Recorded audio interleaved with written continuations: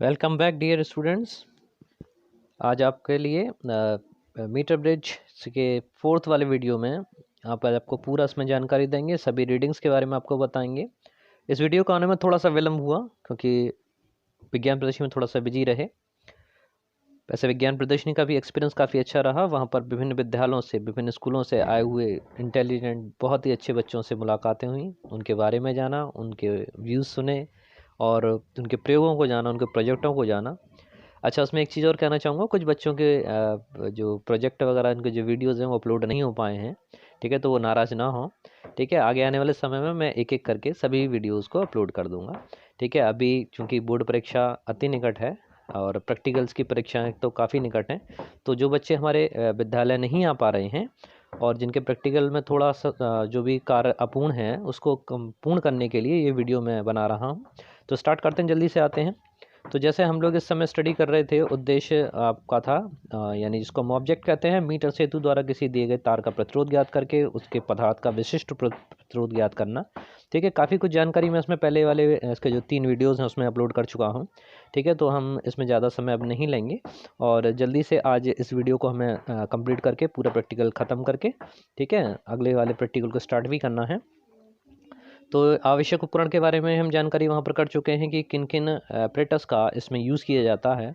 तो इसमें metre bridge आपका यूज़ किया जाता है, मीटर ब्रिज, ठीक है। धारा मापी से हम गैल्वेनोमीटर कहते हैं, लेक्लांच शेल, ठीक है, प्रतिरोध बॉक्स, प्रायोगिक तार, प्लग कुंजी, पेच मापी और संयोजक तार, कनेक्शन वायर्स, ठीक है। इन सब का हम लोग वहाँ पर यूज़ कर चुके हैं, ठीक है। और उसको दिखा भी चुका हूँ मैं कि वास्तव में ये क्या है और बच्चे देख भी चुके हैं। थर्ड वाले पॉइंट को जैसे मैंने वहाँ भी विस्तार से आपको बताया था, समझाया था कि ये वाला जो मीटर सेतु है ये व्हीटस्टोन सेतु के सिद्धांत पर कार्य करता है। व्हीटस्टोन सेतु से ध्यान आया कि वहाँ पर एक बच्ची ने प्रोजेक्ट भी बनाया था, काफ़ी अच्छा था, कि उसमें 4 तरह के बल्ब लगा रखे थे और उनका रेशो P/Q=R/S उन्होंने सिद्ध करके दिखाया था, एक्सपेरिमेंटली दिखाया था कि अगर ये चारों प्रतिरोध आपके P, Q और R और S, ठीक है, अगर एक निश्चित अनुपात में हैं, ठीक है, तो इस वाली जो आर्म है, ये बीच वाली जो आर्म है, इसमें कोई भी धारा प्रवाहित नहीं होती है। वही सिद्धांत यहाँ पर लागू है। तो जो भी बच्चे इसका स्क्रीनशॉट लेके लिखना चाहें वो लिख सकते हैं। तो सिद्धांत में एक बार फिर से पढ़ देते हैं कि यह व्हीटस्टोन सेतु के सिद्धांत पर कार्य करता है। इसमें 4 प्रतिरोध P, Q, R तथा S होते हैं।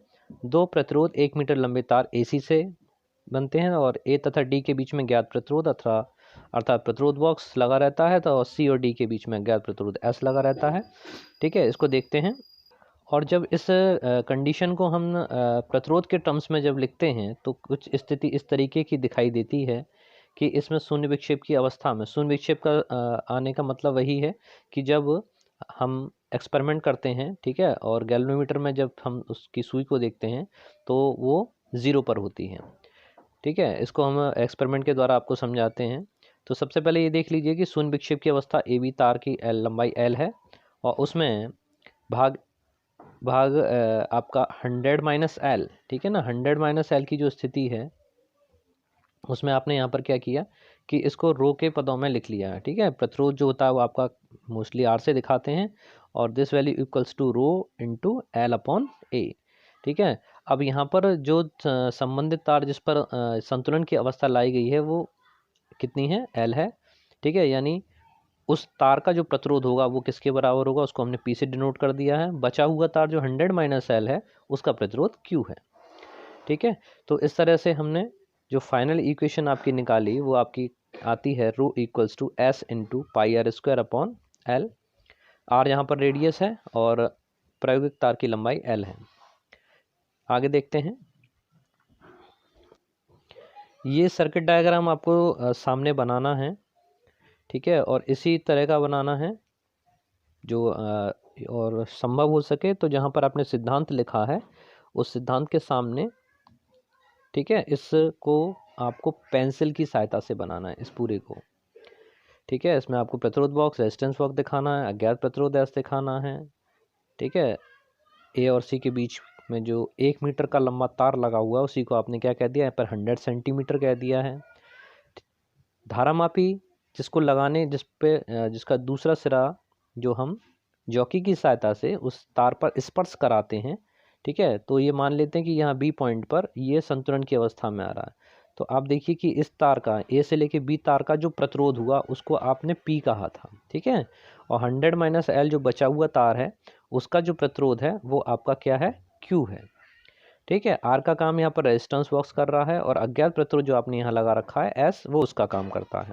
तो इस तरह से जो अज्ञात प्रतिरोध एस आपको दिखाई दे रहा है इसका हमको प्रतिरोध ज्ञात करना है और फॉर्मूले में यानी R equals rho into L upon A, ठीक है। तो रो यानी विशिष्ट प्रतिरोध इस पदार्थ का आपको निकालना है। प्रतिरोध और विशिष्ट प्रतिरोध की अगर बात कर लें तो ये है कि किसी भी धातु के तार के लिए, चाहे वो लोहे का हो या तांबे का हो या कांस्टेंटेंट अथवा मैग्नीशियम धातु का बना हुआ हो, ठीक है, उन सब का विशिष्ट प्रतिरोध सभी का अलग अलग होगा, ठीक है ना। क्योंकि जो विशिष्ट प्रतिरोध है वो पदार्थ की क्वालिटी के ऊपर डिपेंड करता है कि वो पदार्थ, वो जो चालक तार है, ठीक है, वो किसका बना हुआ है। आगे समझते हैं, आइए इस चित्र के माध्यम से समझते हैं। तो इसमें बिल्कुल स्पष्ट आपको क्लियर दिखाई दे रहा है कि रेजिस्टेंस बॉक्स का मतलब यहाँ पर दोनों टर्मिनल के बीच में आपको लगाना है, ठीक है। इसी तरह से यहाँ पर सिर्फ आपको ये समझ लीजिए कि यहाँ पर आपको एक सेल प्रयोग करना है, लेक्लांसी सेल, जिसका पॉजिटिव टर्मिनल यहाँ पर रहेगा और नेगेटिव टर्मिनल यहाँ से होता हुआ यहाँ साइड में लगा दीजिए। ओके, रेजिस्टेंस बॉक्स आपने यहाँ लगाया, अज्ञात प्रतिरोध जिसका मान यानी एस जिसको कह रहे हैं वो यहाँ लगेगा और गैल्वेनोमीटर जो आपको यहाँ दिखाई दे रहा है उसको हम गैल्वेनोमीटर के एक सिरे से लगाएंगे और दूसरे सिरे को यहाँ जॉकी के साथ लगाते हुए इस संयोजक तार पर स्पर्श करते हुए रखा जाएगा, ठीक है। नेक्स्ट वाले डायग्राम को देख लीजिए, इसमें भी यही चीज़ बताई गई है। जो ग्रीन कलर से आप लाइन देख रहे हैं ये लाइन सेल से आती हुई लाइन है। यहाँ पर इन्होंने एक्यूमुलेटर यूज़ किया है, इसके द्वारा जो पावर सप्लाई है वो 2 वोल्ट की है, ठीक है। इसकी जगह पर अगर आप लेक्लांसी सेल लेंगे तो उसका लगभग 1.2 वोल्ट या 1.4 वोल्ट तक हो सकता है। अब रेजिस्टेंस बॉक्स से आप प्रतिरोध निकालेंगे और अब विक्षेप की स्थिति को वहाँ पर प्राप्त करेंगे। इसमें भी ठीक वही सब चीज़ें हैं। इसमें जितने भी तार आपको दिखाए जा रहे हैं ये सब कनेक्शन वायर आपको शो किए जा रहे हैं कि जिसके द्वारा आप ये देख सकें कि किस तार को कहाँ पर कनेक्ट करना है। और इस डायग्राम को बहुत अच्छे से समझ लीजिए क्योंकि ये बिल्कुल उसी का प्रतिरूप है जो डायग्राम आपने वहाँ पर पेंसिल के द्वारा ड्रॉ किया है, ठीक है। तो यहाँ पर जैसे आप वहाँ पर केवल रेजिस्टेंस आर दिखा रहे हैं, यहाँ पर रेजिस्टेंस बॉक्स उसकी भूमिका दे रहा है, उसकी जगह पर है, ठीक है। और अज्ञात प्रतिरोध जिसको आपने एस माना है उसकी जगह पर ये वायर लगा हुआ है। गैल्वेनोमीटर इसको जी से दिखाया है, वो आप देख ही रहे हैं स्पष्ट रूप से, आपको आपके सामने है। और संतुलन की स्थिति की जो बात हम लोग कर रहे हैं वो स्थिति आपको यहाँ पर प्राप्त हो रही है, यानी इस समय गैल्वेनोमीटर में डिफ्लेक्शन 0 पर है, ठीक है। उसकी जो बीच वाली निडल है वो आपकी कहाँ पर रहेगी, 0 पर रहेगी। अब ये स्थिति रीडिंग लेने के लिए तैयार है। इसकी प्रेक्षण तालिका मैं बनवा चुका हूँ, आइए देखते हैं। तो ये रही प्रेक्षण तालिका, इसमें आप जैसे देख रहे हैं, ठीक, कि प्रेक्षण तालिका अज्ञात प्रतिरोध एस के लिए सारणी। तो इसमें आप इसी वैल्यूज़ को आप लिखेंगे और जिसको भी चेक करना है वो इजीली इसको चेकआउट कर सकता है। तो इसमें जो प्रतिरोध बॉक्स आरबी बॉक्स जो आपने देखा था उसमें जो प्रतिरोध निकाले गए हैं, पहली बार में जब आप 0.1 निकालेंगे तब पी की जो लंबाई आएगी, यानी जो संतुलन की अवस्था आपको प्राप्त होती है धारामापी में, अब विक्षेप की स्थिति जो प्राप्त होती है वो आपका, यानी बोलते हैं नल डिफ्लेक्शन जिस पे मिलता है वो 32 सेंटीमीटर पर, और जब 30 सेंटीमीटर को आप माइनस करेंगे 100 में से तो ये रह जाएगा आपका 68 सेंटीमीटर। आउट ऑफ 68 सेंटीमीटर को जब आप इस वैल्यू में लगाएंगे, ठीक है, एस वैल्यू निकालने के लिए 0.1 इंटू 68 अपॉन 32 जब आप करेंगे तो ये मान आपको प्राप्त होगा 0.2125। इसी तरह से फिर आप 0.2 वैल्यू निकालेंगे तब अविक्षेप की स्थिति बदल जाएगी, वो डिस्टेंस कुछ किसी और पर आएगी, तो अब 32 से बदल कर वो 33 हो जाती है और उसे आप 100 में से माइनस कीजिए तो 67 दूसरी वैल्यू आपको प्राप्त होती है। इसी तरह से नेक्स्ट में 0.3 जब आप लेते हैं तो ये मान आपको प्राप्त होता है। अब अगला वाला प्रतिरोध एस बाईं ओर लेने पर, यानी अब आप क्या करेंगे, रेजिस्टेंस बॉक्स और आपका जो अज्ञात प्रतिरोध है उसकी पोजीशंस को इंटरचेंज करेंगे, ठीक है। जहाँ प्रतिरोध बॉक्स लगा हुआ था वहाँ पर आप अज्ञात तार लगाएंगे, अज्ञात तार की स्थिति पर आप रेजिस्टेंस बॉक्स या प्रतिरोध बॉक्स लगाएंगे, ठीक है।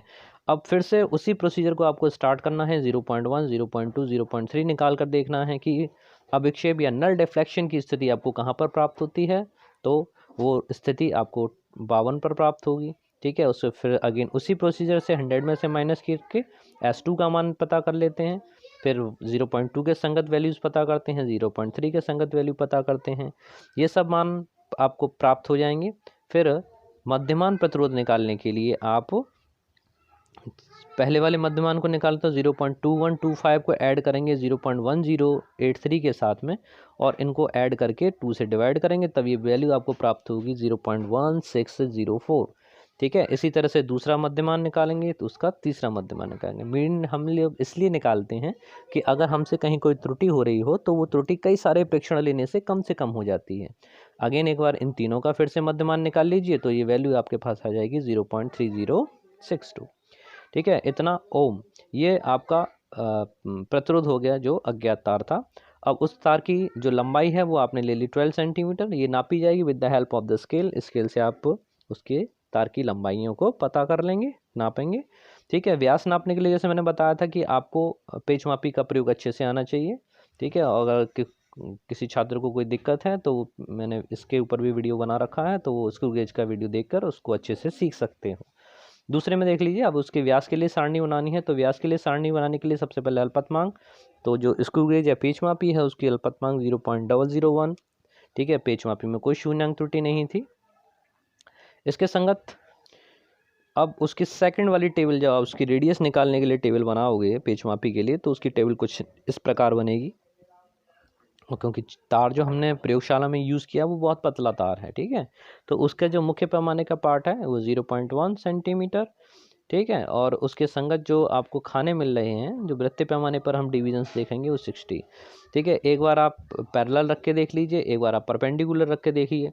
ठीक है ना, तो उस तरह से जो पूर्ण पार्ट आएंगे आपके वो 0.160 इतना सेंटीमीटर, और इसका अगर मध्यमान आप निकालें तो मध्यमान भी इतना ही आएगा। ये पूरा उसका डायमीटर आया। ठीक है, तो ये वैल्यू किसकी है, 2r की है। Diameter is the double of radius. ठीक है, तो यहाँ से अब आपको अगर इसकी रेडियस का पता करना है तो इसमें आपको 2 का डिवाइड और करना पड़ेगा। क्लियर है, तो इस मान को आप जब लगाएंगे देख लीजिए प्रायोगिक तार की लंबाई होगी। अभी ये आपका गणना में चलेगा। ठीक है, ये पार्ट आपका चलेगा गणना में। तो प्रायोगिक तार का प्रतिरोध आपका हो गया, उसके बाद तार की त्रिज्या 0.08 सेंटीमीटर, तार की लंबाई 12 सेंटीमीटर, और इन सभी मानों को अब आप प्लेस करेंगे किसमें, प्रतिरोध वाले विशिष्ट प्रतिरोध वाले सूत्र में, यानी rho equals to S pi R square into L. S की वैल्यू आपने इतनी लगाई, पाई का मान 3.14 लगाया आपने।